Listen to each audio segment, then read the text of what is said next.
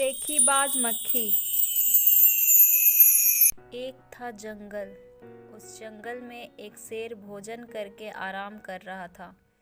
इतने में एक मक्खी उड़ती उड़ती वहां आ पहुंची। शेर ने 2-3 दिनों से स्नान नहीं किया था, इसलिए मक्खी शेर के कान के एकदम पास भिन भिन करने लगी। शेर को बहुत मुश्किल से नींद आई थी। उसने पंजा उठाया, मक्खी उड़ गई, लेकिन फिर से शेर के कान के पास भिन भिन शुरू हो गई। अब शेर को गुस्सा आया।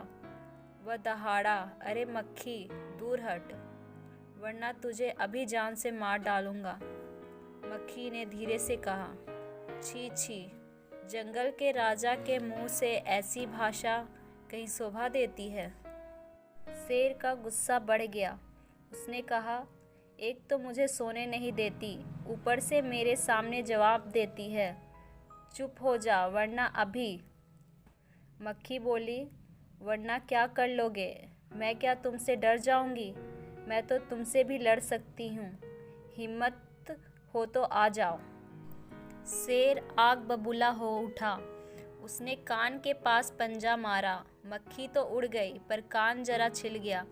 मक्खी उड़कर शेर की नाक पर बैठी तो उसने मक्खी को फिर पंजा मारा। मक्खी उड़ गई। अब की बार शेर की नाक छिल गई। मक्खी कभी शेर के माथे पर बैठती, कभी गाल पर तो कभी गर्दन पर। शेर पंजा मारता जाता और खुद को घायल करता जाता। मक्खी तो फट से उड़ जाती। अंत में शेर उब गया, थक गया। वह बोला, मक्खी बहन, अब मुझे छोड़ो, मैं हारा और तुम जीती, बस। मक्खी घमंड में चूर होकर उड़ती उड़ती आगे बढ़ी।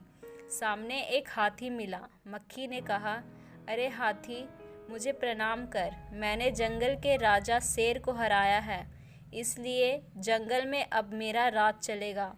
हाथी ने सोचा, इस पागल मक्खी से बहस करने से कोई फ़ायदा नहीं, सिर्फ समय बर्बाद होगा। हाथी ने सूंड ऊपर उठाकर मक्खी को प्रणाम किया और आगे बढ़ गया। सामने से आ रही लोमड़ी ने यह सब देखा। लोमड़ी मंद मंद मुस्कुराने लगी।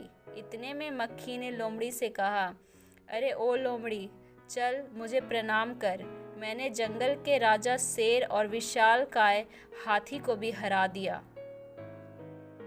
लोमड़ी ने उसे प्रणाम किया, फिर धीरे से बोली, धन्य हो मक्खी रानी, धन्य हो।